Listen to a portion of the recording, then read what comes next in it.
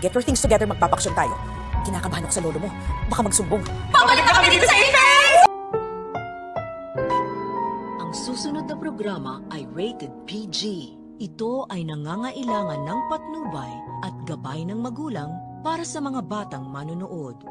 Ikaw ang bawat sana sa lahat ng hiling sa hirap. Dok Annalyn, paano ba yan? Babalik na sila.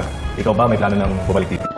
Akalain mo, tinatamaan rin pala ng takot itong si Moira dahil tatawagan niya na ang kanyang anak na si Zoe upang mag-impake na daw ito ng kanyang mga gamit dahil aalis daw sila at magbabakasyon. Balak na nga magtaguan itong impakta matapos niyang marinig ang last will and testament ni Lolo Pepe. Kinakabahan umano daw siya kay Don Joselito once na magising ito at magsumbong ito sa kanyang mga nalalaman patungkol kay Zoe, na kaya nga niya ito tinanggal sa listahan ng kanyang mga pamamanahan dahil sa nalaman niyang hindi niya ito talaga tunay na apo nung ipa-DNA test niya ito.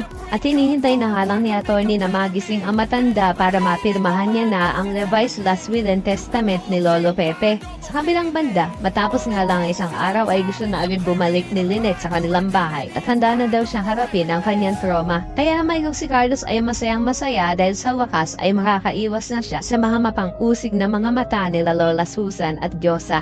Sa kabilang banda, nang makita naman uli ni Giselle itong si Eric ay pakikiusapan niya ito na sana naman daw ay makasama niya ang kanyang anak na si Justin kahit isang araw lang. Pero kahit nga mangiyak-iyak na itong si Giselle ay hindi pa rin siya papayagan ni Eric. Sa kabilang banda, may good news naman para kila Nurse Evan at Karen dahil makakabalik na sila sa Apex dahil sa pagpayag niya ni Ma'am Giselle. Kaya naman tuwang-tuwa ang lahat ng kanilang mga katrabaho at isa na nga dito si Luke na sasabihan pa si Annalyn kung kailan din daw ba ito lilipat. Pero sa halip na si Annalyn na sumagot ay si Lyndon ang sasagot na hindi daw babalik ito sa Apex. Tatanungin naman ni Doc Luke kung bakit hindi pwede. Na kung tutuusin ay isa si Annalyn sa mga may-ari ng Apex. Kunyari pa itong si Doc Lyndon. Ang totoo naman talaga ay ayaw niya lang malayo kay Annalyn dahil mamimiss niya ito. Kaya naman kung isa ka rin sa mga nagnanais na sana ay magising na itong si Lolo Pepe nang mapirmahan niya na ang last will and testament ay pakilike ang video na ito and don't forget to subscribe. Thanks for watching and see you next time. Bye-bye.